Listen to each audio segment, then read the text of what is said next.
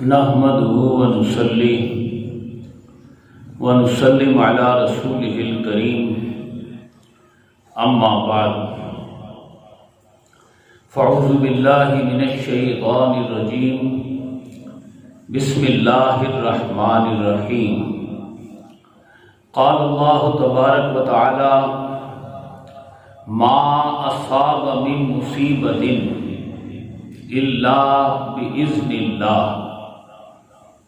ومن يؤمن بالله يهد قلبه صدق الله العظيم وصدق رسوله النبي الكريم الأمين۔ انتہائی قابل صد احترام محترم معزز سامعین و حاضرین، بندہ مومن جب اپنی زندگی اللہ کی راہ میں دینے کا آواز نہیں آ رہی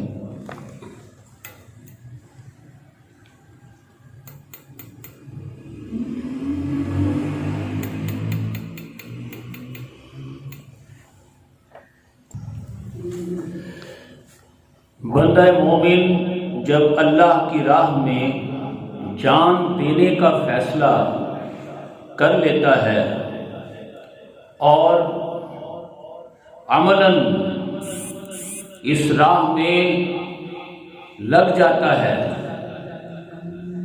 تو قرآن حکیم کا یہ مقام وہ ہے کہ جہاں پر اللہ پاک فرما رہا ہے کہ بالآخر بندہ مقام رضا پر پہنچ جاتا ہے، راضی برضائے رب رہنے کے عظیم ترین مقام پر فائز ہو جاتا ہے۔ فرمایا ما اصاب من مصیبت الا باذن اللہ، بندے کا دل اس حقیقت پر ٹھک جاتا ہے کہ کوئی مصیبت اگر آ بھی رہی ہے تو وہ میرے رب کی طرف سے ہے، اور میرا رب کون ہے؟ وہ مولاکم، وہ تمہارا مولا ہے۔ جو بندہ اللہ اور اس کے رسول کی محبت میں اپنا سب کچھ قربان کر چکے، اپنے آپ کو سچا ثابت کرنے میں، اور اب جو اسے اللہ کی راہ میں جام شہادت نوش کرنے میں جو تکالیف آ رہی ہیں، وہ ظاہر اللہ کی کوئی مجبوری نہیں ہے، وہ اللہ کی طرف سے بندے پر انعام ہے۔ تو تکالیف بھی بندہ مومن انعام کے طور پر قبول کرتا ہے، لیکن یہ وہ بندہ ہوتا ہے جو اللہ کی راہ میں ان تین چیزوں سے پیچھا چھڑا چکا ہو جس کا ذکر کہ یہاں کیا گیا۔ وَمَن يُؤْمِن بِاللَّهِ، اللہ پر ایمان لانے کا تقاضا یہ ہے کہ وہ اللہ پر ایمان لانے والا یہدی قلبہ، اس حد تک جد و جہد کرے کہ اللہ اس کے دل کو یہ ہدایت عطا فرما دے۔ کیا؟ تین باتوں کی۔ لِكَيْ لَا تَأْسَوْا عَلَىٰ مَا فَاتَكُمْ، جو چیز اس سے چھن جائے، جو لٹ جائے، جو فوت ہو جائے، اس پر وہ اتنا غم نہ کرے کہ غم سے مر ہی جائے، وہ اس پر ماتم کرنے لگے، چیخو پکار کرنے لگے۔ فوری ایک تاثر ہوتا ہے، لیکن اس غم کو اپنے اوپر طاری نہ ہونے دیں۔ وَلَا تَفْرَحُوا بِمَا آتَاكُمْ، اور جب اللہ کچھ دے دے کچھ توقع سے بڑھ کر مل جائے تو پھر خوشی سے پھٹنا پڑے.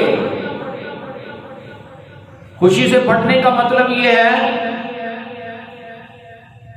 مثلا 10 لاکھ روپے کمانے والا 10,000 کو منہ ہی نہ لگائے، وہ اس کی بات ہی نہ سنے، وہ کہے یہ کیڑا مکوڑا ہے، اس کے پاس بیٹھنا ہے، اس کی بات سننا گھاٹے کا سودا ہے. 10 لاکھ روپے مہینہ کمانے والا 10,000 روپے کو کمانے والے کو کیا اہمیت دیتا ہے؟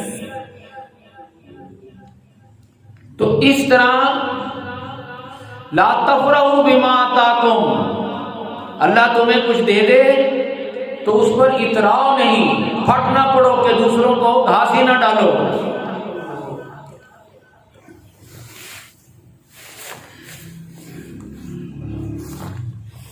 واللہ لا يحب كل مختال فخور، اللہ تعالیٰ ایسے شیخی خوروں اور ایسے اپنے آپ کو بڑا سمجھنے والوں، فخر کرنے والوں کو اللہ پسند نہیں کرتا. سبحان اللہ، سبحان اللہ، سبحان اللہ، بے شک. جو لوگ اللہ سے محبت کرتے ہیں، اللہ کے راستے پر چلتے ہیں، ان کا یہ راستہ نہیں ہے. وہ تو عاجزی اور انکساری کا راہ. الذین یبخلون ویامرون الناس بالبخل، بخل کہتے ہیں کنجوسی کو. ضرورت پر ضرورت کے مطابق بھی خرچ نہ کرنا پیسہ ہونے کے باوجود.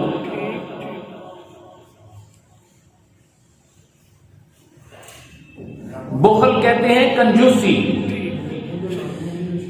جو بندہ جان ہتھیلی پر لے کر پھر رہا ہو اور جام شہادت نوش کرنے کی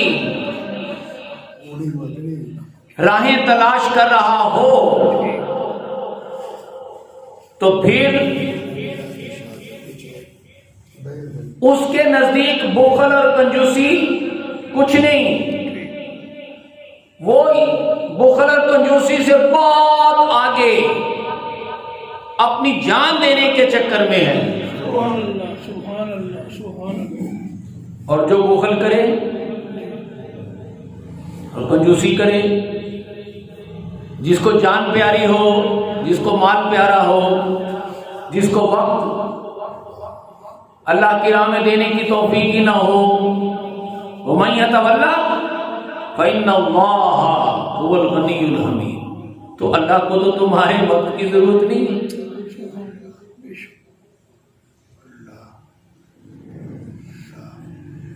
اللہ تو تمہاری تعریفوں کا، تمہاری بھاگ دوڑ کا محتاج نہیں ہے.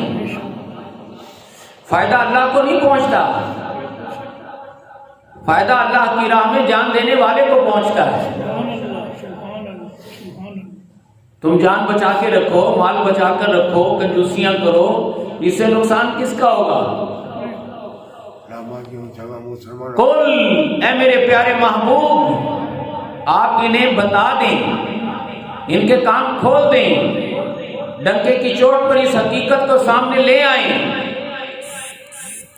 جو راضی برضائے رب رہنے کی طرف بڑھتا ہے، لن یصیبنا الا ما کتب اللہ لنا، وہ کہتا ہے میرے لیے کوئی مصیبت ہے ہی نہیں.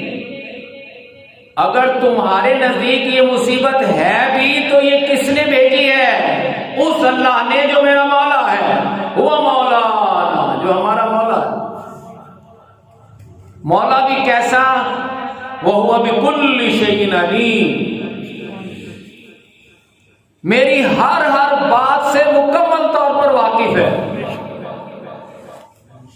میرے دل کے اندر کیا بیت رہی ہے اس کو بھی وہ جانتا ہے.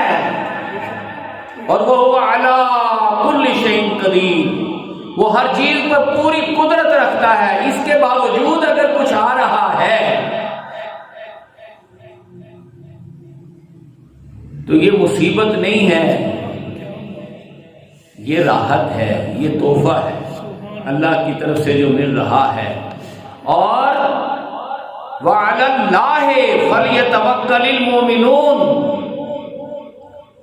ایمان والے ہر حال میں اللہ پر ہی بھروسہ رکھتے ہیں۔ قل، اے میرے پیارے محبوب، آپ یہ حقیقت بھی انہیں یاد دلا دیں، جو راضی برضائے رب رہنے کی طرف چل پڑا ہو، حل تربصون بنا الا احدی الحسنیین، تم ہمیں کس چیز سے ڈراتے ہو؟ بھی کاروبار نہیں کریں گے تو کل بڑھاپے میں اولاد اور کاروبار تو کام نہیں آئے گا۔ آج بچے چھوٹے ہیں، کل بڑے ہوں گے، ان کی ضروریات ہیں۔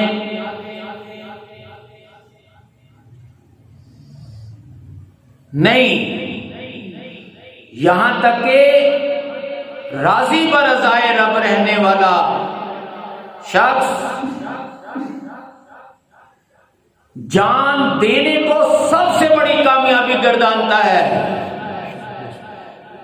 کہ جان دینا سب سے اعلیٰ کامیابی ہے۔ اور غازی ہو گئے تو تمہارے جیسے اندھے بھی کہیں گے کامیاب ہے۔ تو ہمارے لیے تو ہر حال میں کامیابی ہی کامیابی ہے، بھلائی ہی بھلائی ہے۔ ناکامی کا تو ہمارے ہاں ڈکشنری میں ہی لفظ نہیں۔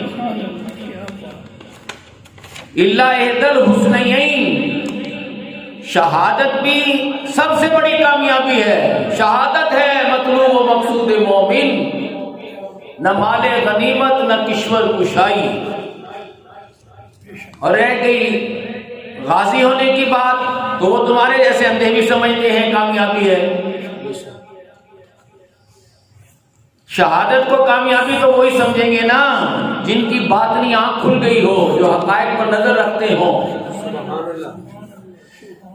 جب اس حد تک معاملہ راضی برضائے رب رہنے کا، معاشرے میں جو حق و باطل کا ٹکراؤ ہو رہا ہوتا ہے، آپ تصور کریں مکے کا وہ ماحول کہ 13واں سال جا رہا ہے ٹکراؤ کا، تو وہاں ایک ایسا ماحول پیدا ہو گیا، جو راضی برضائے رب رہنے والے ہیں وہ تو اپنے مقام کے قریب قریب پہنچ رہے ہیں، لیکن جو ان کے مخالفین ہیں، وہاں کے جو 70 سردار ہیں، دشمن ہیں، مشرکین مکہ ہیں، ان کی طرف سے ایک ڈیمانڈ زور پکڑ جاتی ہے۔ وہ کیا ہے؟ یستعجلونک بالعذاب،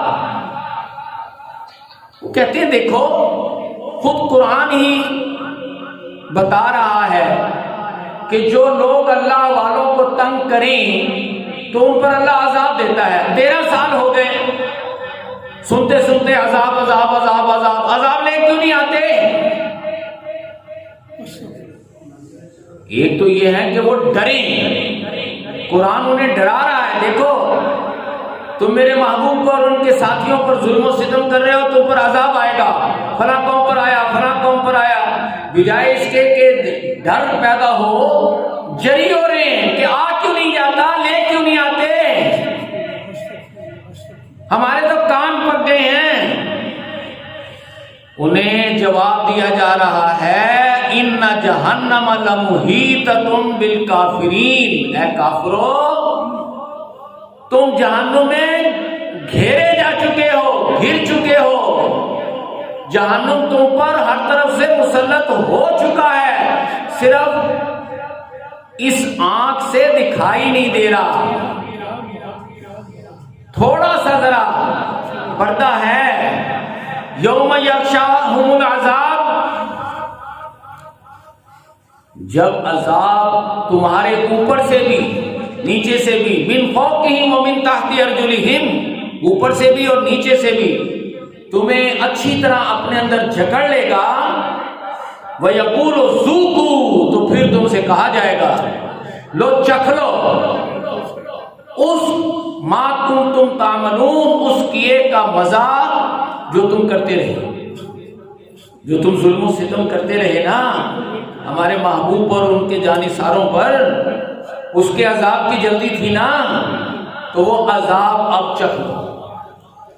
تمہارے اوپر سے اور نیچے سے آ رہا ہے۔ آگے فرماتا ہے باری تعالیٰ یا عبادی الذین آمنوا ان ارضی واسعہ، یہ وہ پہلا مرحلہ ہے ہجرت حبشہ کا۔ اللہ پاک فرما رہا ہے کہ اگر تمہارے لیے اے میرے محبوب کے جانثارو مکہ میں اب دین پر چلنا ناممکن بنا دیا گیا ہے۔ اصل میں انہوں نے مکہ والوں نے حضور کو ایک بہت بڑی آفر کی تھی۔ چھٹے سال نبوت کے چھٹے سال مکہ میں مکہ والوں نے ایک بہت بڑی اپنی طرف سے آفر کر دی، آ جاؤ ہم تمہاری مخالفت چھوڑتے ہیں، آ جاؤ خانہ کعبہ سنبھالو، قرآن پڑھاؤ، نمازیں پڑھاؤ، حج کراؤ، عمرے کرواؤ، سب کچھ کرو، اور صرف ایسے ہی نہیں، اب تم ہمارے بادشاہ بن جاؤ، اور جتنی ہماری فوج اور پولیس ہے اس کے ذریعے سے ڈنڈے کے زور پر بلاؤ، اپنی بات ہر بات منواؤ، تمہیں اس سلسلے میں دولت چاہیے ہم دولت بھی دیتے ہیں، کوئی گارنٹی چاہیے تو بیٹیاں دے دیتے ہیں، اشارہ کرو جہاں چاہتے ہو شادیاں کر لو، لیکن ایک شرط ہے، ہم سے نہ پوچھو ہمارا کیا دھندا ہے، ہم کیا کرتے ہیں، کیا قتل و غارت کرتے ہیں، کیا لوٹ مار کرتے ہیں، کیا ہم نے انسانیت کو غلام بنایا ہوا ہے، یہ تم ہمارا حساب کتاب نہ لو، بلکہ تم ہمارے بڑے بن کر اپنا جو کام تم کرنا چاہتے ہو وہ تم کر لو، صرف ہمیں اس میں سے ٹارگٹ نہ بناؤ۔ میرے آقا نے فرمایا لِيَقُومَ النَّاسُ بِالْقِسْطِ، نبی تو آتا ہی انصاف قائم کرنے ہیں، اور لِيُظْهِرَهُ عَلَى الدِّينِ كُلِّهِ، انصاف کو قائم کرنا، غالب کرنا، ظالم کو کیفر کردار پر لٹکانا اور مظلوم کی داد رسی کرنا، یہی کام تم مجھ سے چھڑوانا چاہتے ہو تو ہمارا تمہارا کوئی پیکیج نہیں ہو سکتا۔ لہذا انہوں نے کہا ٹھیک ہے، تم نے ہماری آفر قبول نہیں کی، ہم اب تمہیں قتل کریں گے۔ آپ نے کہا بسم اللہ، ہم تو جام شہادت نوش کرنے کے لیے ہی منتظر ہیں، تو تم یہ کام جلدی سے شروع کرو۔ انہوں نے حضرت یاسر کو پکڑا، حضور کو تو قید کر دیا، اور حضرت یاسر کو پکڑا اور 4 سانڈ اونٹوں سے باندھ کر مکہ میں خوب منادی کرا کے سب کے سامنے عبرتناک اپنی طرف سے انہوں نے سزا دی کہ مخالف اطراف میں اونٹ دوڑا کر آپ کے جسم اطہر کے پرب سے اڑا دیا، اور خانہ کعبہ میں لکھ کر لگا دیا کہ فلاں فلاں ڈیٹ کو فلاں فلاں شخص کو اسی طرح ہی قتل کر دیں گے۔ اب یہ جینا دین کے مطابق جینا ناممکن بنا دیا گیا۔ اس پر اللہ پاک فرما رہا ہے یا عبادی الذین آمنوا، اہل ایمان ان ارضی واسعہ، میری زمین بڑی وسیع ہے۔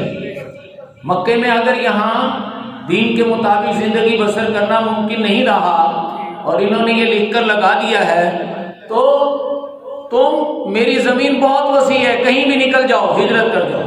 تو وہ حبشہ ہجرت کر گئے، یہ وہاں بھی پہنچ گئے۔ اللہ تعالیٰ نے شاہ نجاشی کے دل میں ان کی محبت ڈال دی اور انہوں نے کہا کہ دفع ہو جاؤ، یہ ہمارے سرکاری مہمان ہیں، جب تک یہ یہاں رہیں گے ان کا دل چاہے گا۔ فَيَّا اللہ کہہ رہا ہے زمین سے نہ جڑنا، ہم سے جڑنا۔ فَاعْبُدُونِي، میری راہ کو نہ چھوڑنا، چاہے اس میں اپنا گھر بار اپنا وطن مکہ چھوڑنا پڑ جائے۔ ایک ہجرت تو ہے حبشہ، ایک ہجرت ہے جو بندہ کلمہ پڑھ کر کفر سے ایمان کی طرف کرتا ہے، سبحان اللہ۔ ایک ہجرت ہے جو بندہ کفر سے اسلام کی طرف، ایمان کی طرف، جینے سے جان دینے کی طرف ہجرت کرتا ہے، سبحان اللہ۔ ایک ہجرت ہے یہ حبشہ، مکہ سے حبشہ کی طرف۔ پھر اگلی ہجرت آئے گی، ہجرت مکہ سے مدینہ کی طرف۔ لیکن بندے کی اصل ہجرت جو سب سے بڑی ہجرت ہے نا، وہ ہے دنیا سے آخرت کی طرف۔ سبحان اللہ، سبحان اللہ۔ اس کا یہاں ابتدائی ہجرت اور آخری ہجرت کا اکٹھا یہاں ذکر ہو رہا ہے۔ کل نفس ذائقۃ الموت، دیکھو یہ چھوٹی چھوٹی ہجرتیں تو تم لیکن جب وہ بڑی ہجرت آئے گی نا، جب موت کا ذائقہ چکھ کر تم دنیا سے ہمارے پاس، ثم الینا، تم ہماری طرف آؤ گے، ترجعون، لوٹنا تمہیں ہماری طرف ہی ہے۔ والذین آمنوا وعملوا الصالحات، تو تم میں سے میرے محبوب کے جانثار بن کر آئیں گے، نیک عمل کر کے آئیں گے، لنبوئنہم، تو ہم انہیں بسائیں گے۔ ہجرت میں بندہ چھوڑتا ہے نا، تو اللہ کہتا ہے یہاں تم آؤ گے تو ہم تمہارے نام الاٹ کر دیں گے، رجسٹریاں کر دیں گے۔ من الجنت غرف، جنت میں 12 خانے، بڑے میگا سٹرکچر، تجری من تحت الانہار، جن کے دامن میں ایسی ندیاں بہتی ہوں گی۔ نعم اجر العاملین، سوچو آج جو تم جانثاری والا عمل، ہجرت والا عمل کر رہے ہو، اس کا اللہ کے ہاں کتنا اعلیٰ اجر مل رہا ہے۔ الذین صبروا، یہ اس وجہ سے ہے، وہ عمل کیا ہے کہ تم نے ثابت قدمی دکھائی، تم ڈٹ گئے۔ وعلی ربہم یتوکلون، اور تم نے اپنے رب پر ہر حال میں بھروسہ کیا،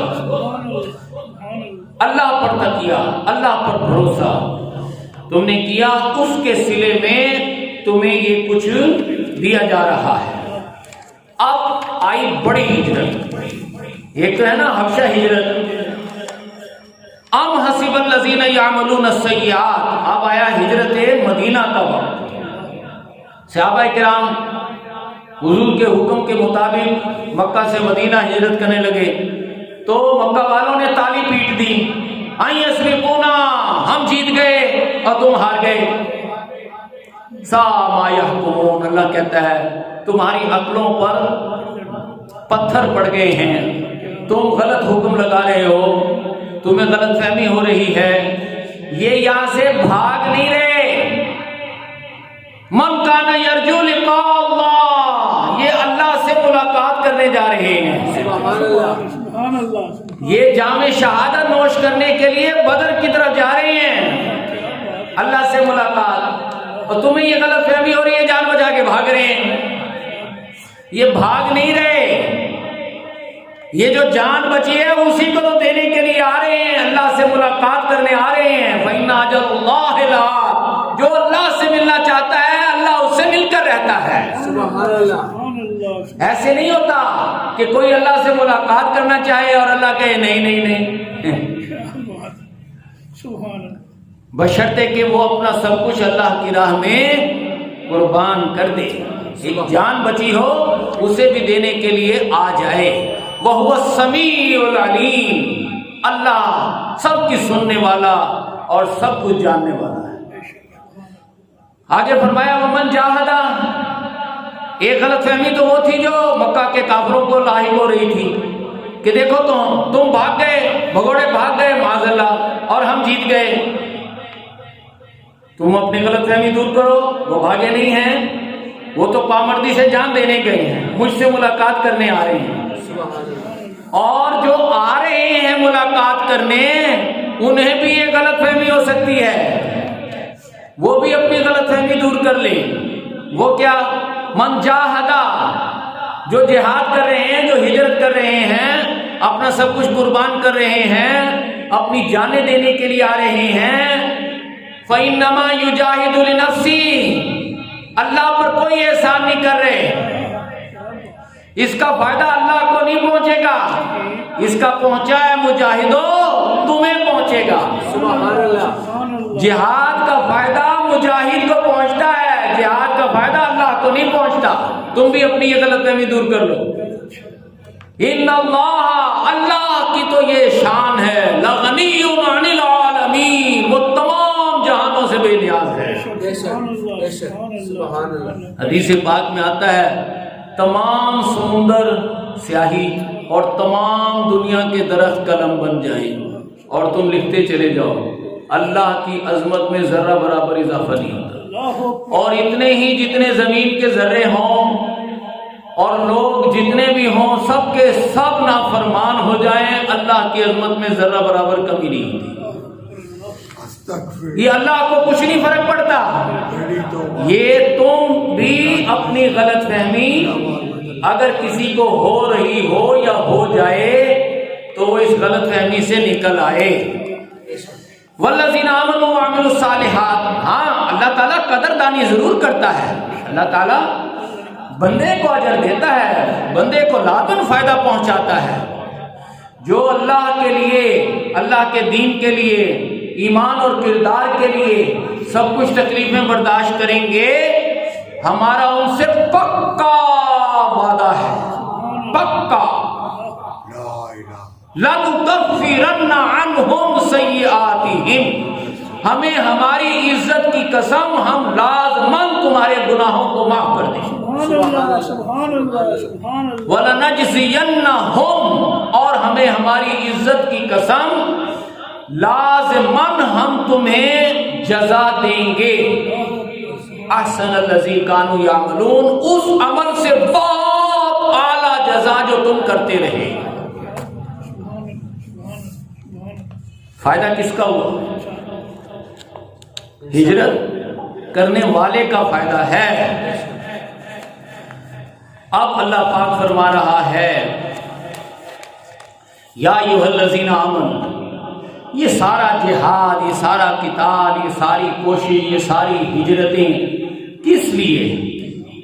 یا ایھا الذین آمنوا، اہل ایمان، لما تقولون ما لا تفعلون، تم کیوں کہتے ہو جو تم کرتے نہیں ہو؟ اب اس کا شان نزول یہی ہے، یہ سورہ حجرات کی آیتیں ہیں، سورہ صف کی، اس طرح آخری مدنی صورتوں کی۔ گویا ان آیات کا شان نزول جو ہے وہ سن 5-6 نبوی ہے، ہجری ہے۔ حضور کو صلی اللہ علیہ وسلم کو مسجد نبوی بنائے 5-6 سال گزر چکے، مسلمانوں نے بے شمار جنگیں بھی لڑ چکے، ایک اسلام کا دین کا جو مجموعی مزاج ہے وہ سامنے آ چکا ہے، لیکن ایک مجموعی مزاج جو ہے، لیکن کچھ لوگ اس سے ہٹ کر اپنا ہی ایک راستہ بنا چکے ہیں، اب ان کو بے نقاب کیا جا رہا ہے۔ مکہ میں آپ نمازیں پڑھاتے رہے انفرادی، تو انفرادی جنگیں جاری رہی، گھر میں، ہر گھر میں، باپ، بھائی، بہن، بیٹے، گھر والے، محلے دار۔ ظاہر ہے مکے میں وہ ماحول تو نہیں تھا جو مدینے میں ہے، وہاں تو سب کے سب کافر ہیں، اکا دکا کوئی کلمہ پڑھتا ہے تو سب اس کے جان کے در پہ ہو جاتے ہیں، لیکن وہ الحمد شریف پڑھتا ہے اور ساتھ جو بھی آیت سورت ملے اور کھڑے بیٹھے لیٹے ہر حال میں پڑھتا رہتا ہے، یہی نماز ہے، اور جو تکالیف ہیں وہ برداشت کرتا رہتا ہے، ان تکالیف کا ریئیکشن نہیں کرتا، یعنی اسے گالیاں دی جاتی ہیں تو وہ دعائیں دیتا ہے، اسے مارا پیٹا جاتا ہے تو وہ پھول پیش کرتا ہے، اس کے قتل کے منصوبے بنائے جاتے ہیں تو وہ ہدایت کی دعائیں کرتا ہے۔ تو مکہ کی نماز اور نماز کا زندگی میں تبدیلی اور اس کا معاشرے کا ریئیکشن یہ تھا، لیکن جب آپ ہجرت کر کے مدینہ آ گئے تو مدینہ میں آپ نے مسجد نبی بنا لی، فجر، ظہر، عصر، مغرب، عشاء کی اوقات مقرر کر کے علیحدہ علیحدہ 5 وقت کی نمازیں فرض ہو گئیں اور لوگ آنے لگے۔ لیکن جب 5-6 سال کا عرصہ گزر گیا اور لوگوں میں سے اکثریت ایسی تھی جو آتی تھی، نمازیں پڑھتی تھی، نمازیں پڑھتے ہی واپس جا کر اپنے اپنے کام کاج میں مصروف ہو جاتی، بہت کم صحابہ کرام ایسے تھے جو جماعت سے نماز پڑھتے اور پھر کسی نہ کسی جنگ میں بھی جا کر نماز پڑھتے، وہ قتال والی نماز اور یہ قولی نماز۔ تو جو صرف قولی نماز کے عادی ہو گئے اور قتالی نماز جو میدان جنگ میں پڑھی جائے اس کو بالکل ہی پہلے تو بہانے بنائے، قسمیں کھائیں اور پھر اس سے ایک روٹین بن گئی، بس پتہ چل گیا کہ ہمارے پاس ہم کس حد تک اس سے آگے نہیں بڑھ سکتے، ہم مسجد کی نمازیں تو پڑھ سکتے ہیں، ہم جہاد والی میدان جنگ والی نماز کی آپ ہم سے توقع نہ رکھیں۔ تو لہذا اللہ پاک بھی ان کو ان کے اس برے انجام سے آگاہ کر رہا ہے۔ یا ایھا الذین آمنوا لما تقولون، تم مسجد میں آ کر تو نمازیں پڑھتے ہو اور جو جنگ والی نماز ہے ما لا تفعلون، اس کے لیے تم بھاگتے ہو، تم نہیں پڑھتے. کبر مقتا عند اللہ، اللہ کے نزدیک تمہاری ان قولی نمازوں سے سخت بیزاری اور نفرت ہے. ان تقولوا ما لا تفعلون، کہ تم نمازوں میں تو کہو کہ ہم جہاد کریں گے، قتال کریں گے، لیکن پھر تم عملی قتال سے بہانے بازیاں کر کے، چور راستے نکال کر اور جہاد سے فرار، تمہیں جان پیاری ہے اور مال پیارا ہو اور تم اسی میں لگے رہو. تم سے تو اللہ کو سخت بیزاری اور نفرت ہے، لیکن اللہ کو محبت بھی تو ہے. وہ کن سے ہے؟ ان اللہ یحب الذین، اللہ کو محبت ہے صرف ان لوگوں سے الذین یقاتلون فی سبیلہ، جو مسجد میں بھی نمازیں پڑھیں قولی، اور جو میدان جنگ میں جا کر نمازیں پڑھیں قتالی. یقاتلون فی سبیلہ، اللہ کی راہ میں قتال کریں، جنگ کریں. سمجھے؟ صفن، وہاں صفیں بنائیں، وہاں نمازیں پڑھیں. کانہم بنیان مرصوص، ایک سیسا پلائی ہوئی دیوار بن گئی. سبحان اللہ. یہاں پر اللہ پاک سورہ صف میں دو اولو العزم رسولوں کا ذکر کر رہا ہے اور ان کے طریقہ کار کا. وَإِذْ قَالَ مُوسَىٰ لِقَوْمِهِ يَا قَوْمِ، اور جب کہا موسیٰ نے اپنی قوم سے لِمَ تُؤْذُونَنِي، اے قوم تم مجھے کیوں اذیت دیتے ہو. دیکھو نا، موسیٰ علیہ السلام تو اپنی امت کے لیے، اپنے جانثاروں، اپنے پر ایمان لانے والوں کے لیے بڑی مہربانیاں کروا رہے ہیں. 12 قبیلے ہیں تو 12 چشمے جاری کروا دیے ہیں، پھر منصبے نازل کروا دیے ہیں، پھر انہیں فرعون کی غلامی سے نجات دلانے کے لیے آگے سمندر آ گیا تو اس میں موٹر وے بنا کر ان کو لے آئے. اب آپ نے کہا کہ آؤ ذرا جہاد کریں. یہاں جس ملک میں، جس شہر میں ہم آئے ہیں، یہاں جہاد کرتے ہیں. انہوں نے کہا اچھا یہ سارے منصبے اس لیے کھلا کے لائے تھے کہ یہاں مروانا ہے. فَذَهَبْ أَنْتَ وَرَبُّكَ فَقَاتِلَا إِنَّا هَاهُنَا قَاعِدُونَ، اے موسیٰ تم اور تمہارا رب جاؤ، تم جہاد کرو، ہم یہاں بیٹھے ہیں. جب تم ان کو مار بگاؤ تو کھانے پینے رہنے کے لیے ہم آ جائیں گے. تو اس سے حضرت موسیٰ علیہ السلام کو سخت تکلیف، اذیت پہنچی. یہ ہے وہ اذیت. لِمَ تُؤْذُونَنِي، تم کیوں مجھے تکلیف پہنچا رہے ہو. وَقَدْ تَعْلَمُونَ، حالانکہ تم خوب جانتے ہو، اَنِّي رَسُولُ اللَّهِ إِلَيْكُمْ، کہ میں ایسے نہیں ہوں، میں اللہ کا رسول ہوں تمہاری طرف. فَلَمَّا زَاغُوا أَزَاغَ اللَّهُ، لیکن جب انہوں نے کج روی اختیار کی، یعنی جہاد سے انکار کیا، تو اللہ تعالیٰ نے أَزَاغَ اللَّهُ قُلُوبَهُمْ، تو اللہ تعالیٰ نے بھی ان سے ہدایت سلب کر دی، ان کے دلوں کو ٹیڑھا کر دیا. واللہ لا یہدی القوم الفاسقین، کیونکہ اللہ تعالیٰ جن کو جان پیاری ہو، مال پیارا ہو، بالآخر ان کے دلوں پر مہر لگا دیتا ہے. ایسے فاسقوں کو ہدایت نہیں ملتی. اب یہ تو انجام ہوا قوم موسیٰ کا. اب ایک بہت بڑے اولو العزم بزرگ پیغمبر حضرت عیسیٰ علیہ السلام کا ذکر آ رہا ہے. وَإِذْ قَالَ عِيسَىٰ ابْنُ مَرْيَمَ، حضرت عیسیٰ علیہ السلام نے اپنی قوم سے کہا یا بنی اسرائیل، اے اسرائیل کی اولاد، انی رسول اللہ الیکم، میں تمہاری طرف اللہ کا رسول ہوں. میری 2 شانیں ہیں. ایک تو مصدقا لما بین یدی من التوراۃ، ایک تو میں تورات کی تصدیق کرنے والا ہوں کہ یہ واقعتاً اللہ کی کتاب ہے اور یہ جہاد کا حکم دیتی ہے. اور یہودیوں، تم جو جہاد وغیرہ نہیں کر رہے، ظاہر ہے حضرت موسیٰ علیہ السلام کی زندگی میں جنہوں نے جہاد نہیں کیا تھا، بعد میں جہاد کہاں کرنا تھا. وہ یہودی مفتیوں، مولویوں، پیروں نے جہاد کا رستہ اختیار نہیں کیا تھا، تو آپ انہیں یاد دلا رہے تھے کہ تورات کی اصل تعلیم جہاد ہے، اور جہاد کے سب سے بڑے پیغمبر، جہاد کا مطلب اللہ سے محبت، اللہ کی محبت میں جان دینا، محبت کا مظاہرہ کرنے والے آ رہے ہیں. سبحان اللہ سبحان اللہ مبشرم برسولی، میں بشارت دینے والا ہوں ایک رسول کی، سبحان اللہ یاتی من بعدی، جو میرے بعد آئے گا، اسمہ احمد، اس کا نام احمد ہوگا، سبحان اللہ جو جہاد کر کے دکھائے گا۔ سبحان اللہ دیکھو نا، موسیٰ علیہ السلام کے معجزے تو میں نے عرض کیے، عیسیٰ علیہ السلام کے بڑے معجزے ہیں۔ وہ کہتے تھے اچھا آپ پتلا بناتے ہیں مٹی کا اور اسے پھونک مارتے ہیں، جس چیز کا پتلا بناتے وہ جانور، وہ پرندہ، وہ زندہ ہو کر اڑ جاتا تھا، اسی لیے آپ کو روح اللہ بھی کہا جاتا ہے۔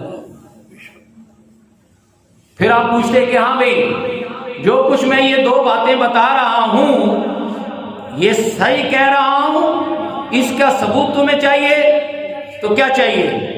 ہزاروں سال پرانی کوئی قبر لے آؤ، آپ جاتے اور کہتے کم بھی اللہ، کھڑا ہو جاتا، وہ زندہ ہو کر کھڑا ہو جاتا تھا، لیکن نہ ماننے والوں نے پھر بھی نہیں مانا۔ انہوں نے کہا سحر مبین، یہ بہت بڑا جادوگر ہے۔ ایسے ایسے معجزے دیکھ کر بھی لوگوں نے نہیں مانا۔ اب آیا دور ہمارے آقا صلی اللہ علیہ وسلم، یریدون لیطفئوا نور اللہ بافواہہم، یہ چاہتے ہیں اللہ کے نور کو اپنی منہ کی پھونکوں سے بجھانا۔ نور خدا ہے، کفر کی حرکت پہ خندزن، پھونکوں سے یہ چراغ بجھایا نہ جائے گا۔ ہے مولانا ظفر علی خان کا یہ شعر ہے، بڑا بر وقت ہے۔ لیطفئوا نور اللہ، بندے مومن کی زندگی کیا ہے؟ مکے میں 13 سال کیا کرتے رہے؟ کلمہ حق بلند کرتے رہے اور اس کی پاداش میں اپنا سب کچھ لٹاتے رہے، لیکن مکہ والے اس غرے میں، اس غلط فہمی میں رہے ہم جیت رہے ہیں، ہم غالب ہیں، ہمارا کیا بگڑا؟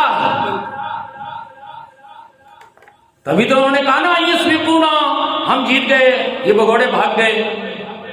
انہوں نے ہجرت کو فرار اور بھاگنا سمجھا، تو اس کو وہ کہتے تھے کہ ہم نے اپنے منہ کی پھونکوں سے بجھا دیا۔ اب یہودی بھی وہاں، اب مدینے میں تو خاص کر یہودی بھی رہتے تھے، مکے میں تو اتنے یہودی نہیں تھے، ٹاما ٹاما تھے، لیکن مدینے میں تو قلعے بنا کر، قلعہ خیبر پر یہ رہتے تھے سارے یہودی۔ تو وہ انہوں نے مدینہ کے سادہ لوگوں کو یہ منافقت سکھائی۔ یہ منہ کی پھونکوں سے بجھانے کا مطلب ہے منافقت۔ نمازیں پڑھو لیکن جہاد نہ کرو، مسجد کی نمازیں پڑھو اور میدان جنگ کی نمازیں نہ پڑھو، کوئی فرق نہیں پڑتا۔ یہ ہے منہ کی پھونکوں سے بجھانا، منہ سے آ کر کہنا لیکن عمل نہ کرنا۔ لیطفئوا نور اللہ، یہ اپنی منہ کی پھونکوں سے بجھا دینا چاہتے ہیں، سازشوں سے، لیکن واللہ متم نوری، اللہ اپنے نور کو مکمل فرمانے والا ہے۔ اللہ کے لیے میرے محبوب کے جانثار رات دن ایک کر رہے ہیں۔ ما محمد الا رسول، یہاں تک کہ میرے محبوب صلی اللہ علیہ وسلم نے بھی جہاد کے ساتھ ساتھ قتال شروع کر دیا۔ یہ کوئی پہلے نبی نہیں ہے، میرا محبوب جو ہے وہ کوئی پہلا نبی نہیں ہے۔ قد خلت من قبلہ الرسل، یہ تو آخری نبی ہیں۔ 1,24,000 کم و بیش انبیاء کرام تو گزر چکے ہیں، یہ آئے ہیں۔ اب جیسے نبیوں نے قتال کیا، جیسے انہوں نے اللہ سے، اللہ کی راہ میں جانیں دی، جہاد کیا، جنگیں کی، اللہ نے ان کی مدد بھی فرمائی، دنیا اور آخرت میں انہیں مالا مال کیا، انہیں کامیاب کیا۔ فاتاہم اللہ، تو اللہ نے انہیں سب کچھ عطا فرمایا۔ ایسے ہی میرے محبوب نے، جیسے پہلے انبیاء جان نثاری کا مظاہرہ کرتے تھے، میرے محبوب نے ایسے جان نثار تیار کر لیے کہ وہ نبیوں کی طرح قتال کر رہے ہیں۔ سبحان اللہ سبحان اللہ سبحان اللہ۔ لما رأى المؤمنون الاحزاب، اہل ایمان میں بھی ایسے بڑے جانباز تھے. قالوا ھذا، جب انہوں نے لشکروں کو دیکھا تو انہوں نے فرمایا ما وعدنا اللہ ورسولہ وصدق اللہ ورسولہ، اللہ اور اس کے رسول نے ہم سے یہی وعدہ کیا تھا اور سچا وعدہ کیا تھا جام شہادت نوش کرنے کا. وما زادہم الا ایمانا وتسلیما. اس جہاد و قتال سے ان احزاب کو، ان لشکروں کو دیکھ کر ان کے ایمان میں اور اللہ کی راہ میں جان دینے کی آمادگی ہی میں اضافہ ہوا. من المؤمنین رجال صدقوا، اہل ایمان میں سے ایسے بھی ہیں جنہوں نے ایسے مردان کامل ہونے کا ثبوت دیا کہ جو اللہ سے وعدہ کیا تھا جانے دینے کا وہ پورا کر دیا. معاہد اللہ علیہ. لہذا فمنہم من قضی نحبہ، انہوں نے اپنی نظر گزار دی، اپنی قربانی پیش کر دی. ومنہم من ینتظر، اور جو باقی ہیں وہ منتظر ہیں کہ کب ہماری باری آئے اور ہم بھی جام شہادت نوش کر جائیں. لیجزیہم اللہ، اللہ تعالیٰ بھی جزا دیتا ہے ان سچوں کو سچائی کی اور منافقوں کو منافقت کی. جزا کے لیے ایک ضروری عمل جو ہے وہ فرمایا گیا اصبروا یا ایھا الذین آمنوا، اہل ایمان اصبروا، ڈٹ جاؤ، وصابروا، اور مقابلے میں زیادہ ڈٹو، ورابطوا، اور رابطے میں رہو، لعلکم تفلحون، اس طرح تم کامیاب ہو جاؤ. لہذا اہل ایمان اس ڈٹ جانے والے عمل میں ڈٹے رہے. لقد صدق اللہ، اللہ نے بھی رسولہ الرؤیا بالحق، اللہ نے بھی اپنے محبوب کا ہر خواب پورا کر دیا. سبحان اللہ، سبحان اللہ. پورا کرنے کا بھی اور دین کی سربلندی کا بھی. هو الذی ارسل رسولہ بالہدی، وہی تو ہے جس نے اپنے محبوب کو بھیجا الہدا، قرآن دے کر، ودین الحق، اور مکمل نظام زندگی دے کر، لیظہرہ علی الدین کلہ، تاکہ میرا محبوب اس کو پورے کے پورے نظام زندگی پر غالب کر دے. محمد الرسول اللہ والذین آمنوا معہ اشداء علی الکفار ورحماء بینہم. میرے محبوب نے ایک جماعت تیار کی، اس جماعت کے، آپ کے ساتھیوں کے کا سب سے بڑا وصف اہل ایمان کے ساتھ بڑے نرم دل، رحم دل کے، جان بھی قربان، لیکن ظالموں ڈاکوں کے سامنے وہ ننگی تلوار. کہ رزم حق و باطل ہو تو فولاد ہے مومن، ہو حلقہ یاراں تو بریشم کی طرح نرم. آپس میں بڑے شفیق، رحم دل، ایک دوسرے کے لیے جان دینے والے. غزوہ احد میں الاتش الاتش آیا پانی پلانے والا، ایک اور طرف سے آواز آ گئی الاتش، اس نے کہا چھوڑو، پہلے اسے پلا کرو. سبحان اللہ. مجھے چھوڑو، اسے پلا کرو. 70 کے 70 صحابہ پانی کا قطرہ پیے بغیر ایک دوسرے کے ایثار میں جام شہادت نوش کرتے. سبحان اللہ، سبحان اللہ، سبحان اللہ. کیا بات، کیا بات. اس طرح کے رحماء بینہم ہیں، اشداء علی الکفار، کفار کے سامنے بڑے شدید. اس اوصاف کے ساتھ کزرین اخرج شطا، میرے محبوب نے وہ جو ایمان کا بیج بویا تھا اپنے صحابہ کے دلوں میں، اب وہ ایمان کی فصل لہلہا رہی ہے. جیسے کہ ایک کسان بیج بوتا ہے، کمپلیں پھوٹتی ہیں، پھر فصل لہلاتی ہے تو اس کا دل باغ باغ ہو جاتا ہے. ایسے ہی صحابہ کرام کی 1,24,000 کی فصل، ایمان والوں کی فصل دیکھ کر میرے محبوب کا دل باغ باغ ہو رہا ہے. سبحان اللہ، سبحان اللہ، سبحان اللہ. اللہ تعالیٰ بھی اولئک یجزون الغرفۃ بما صبروا، اللہ تعالیٰ بھی انہیں اب جزا میں جنت کے بالا خانے عطا فرمائے گا. سبحان اللہ، سبحان اللہ، سبحان اللہ. ان کے ڈٹے رہنے کے سبب، بما صبروا، انہوں نے ثابت قدمی دکھائی، اس کے سبب युलक्कौना फीहा तहियतम व सलामन व सलामा।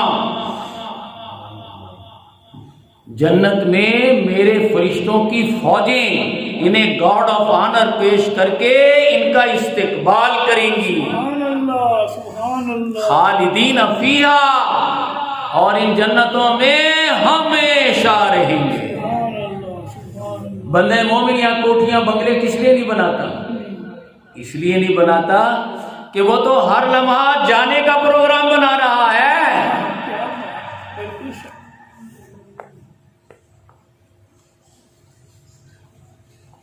अल्लाह, वो तो जी भी जान देने के लिए रहा है। उसका जीना भी अल्लाह की राह में अपने महबूब की इज्जत नामूस के पहरे में जान देने की रास्ते में गुजर रहा है। खालिदीन फीहा, लेकिन वहां हमेशा रहना है। उलाइका हुमुल वारिसून, ये मेरे महबूब के जो जानिसार हैं, ये वारिस हैं जन्नतों के। कैसी जन्नतों के? अल्लज़ीना यरिसून अल फिरदौस, ये बड़ी आला जन्नतुल फिरदौस के वारिस बनेगा। ये सारा निजाम अल्लाह पाक फरमा रहा है, व इलल्लाहि तुरजउल उमूर, तमाम मामलात अल्लाह के पास लौटाए जाते हैं। इंसानों के भी, कायनात के भी, जन्नत के भी, दोज़ख के भी, दुनिया के भी, आखिरत के भी, बिल आखिर मामलात अल्लाह के हाथ में। इसीलिए फरमाया अल्लाह ला इलाहा इल्ला। आयतुल कुर्सी में अल्लाह पाक फरमाता है अल्लाह ही तो है जो खुद भी जिंदा है और जिंदा रखे हुए है। अल कय्यूम, खुद कायम है और इस सारी कायनात को कायम रखे हुए है। वसिया कुर्सी समावात वल अर्द, आसमानों जमीन को जिंदा और कायम वही रखे हुए है। आसमानों जमीन पर उसका ये सारी मुमलिकत और हुकूमत कायम है। ला यऊदुहु हिफ्ज़ुहुमा, इस ऐसा करने से वो तुम्हारी तरह थक नहीं जाता। क्या बात है। तुम तो थक जाते हो ना, एक छोटी सी दुकान चला के, एक दफ्तर चला के, हैं छोटे से काम करके। अल्लाह ताला इस सारी कायनात को चलाकर थकता नहीं है। ला यऊदुहु हिफ्ज़ुहुमा, जब वो थकता नहीं है तो ला ताखुज़ुहु सिनतुन वला नौम, तो उसे ऊंघ और नींद का आने का क्या सवाल है। वो अल्लाह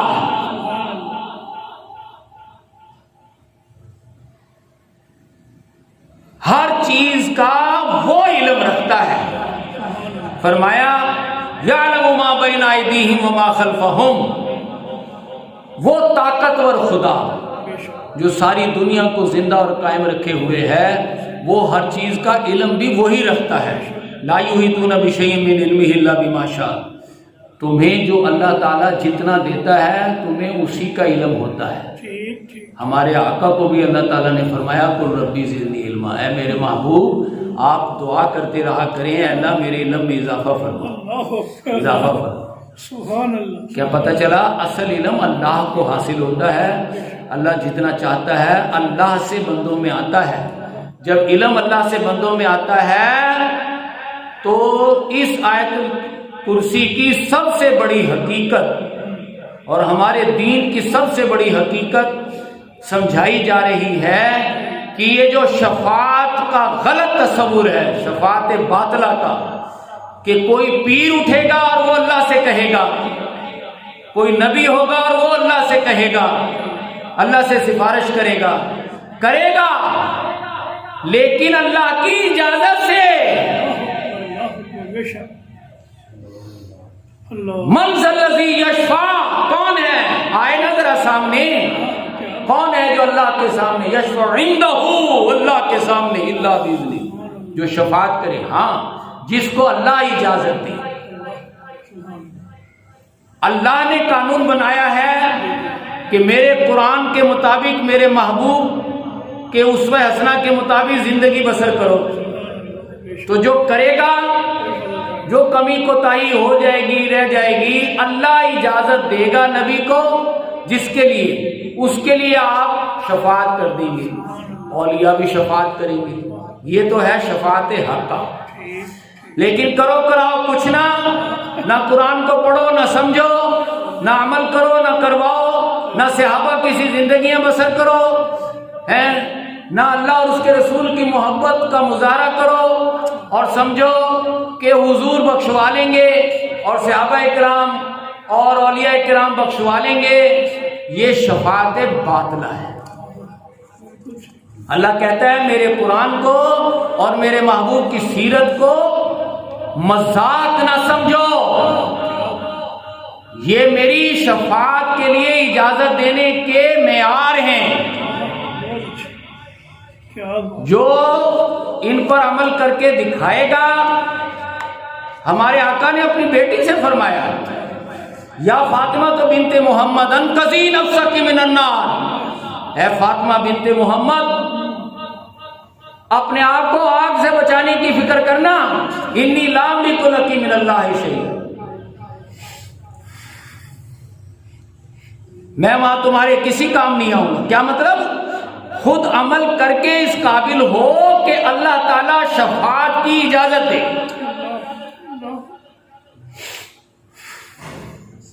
هو اللہ الذی لا الہ الا هو عالم الغیب والشہادہ اللہ ہی تو ہے جو غیب اور شہادہ کا جاننے والا ہے الملک القدوس المومن المہیمن العزیز الجبار المتکبر یہ ساری اسی کی تو شانیں ہیں یسبح للہ ما فی السماوات والارض آسمان و زمین میں اللہ ہی کا حکم چل رہا ہوگا اور چل رہا ہے اور سبح للہ ما فی السماوات اللہ ہی کا حکم چلتا رہا ہے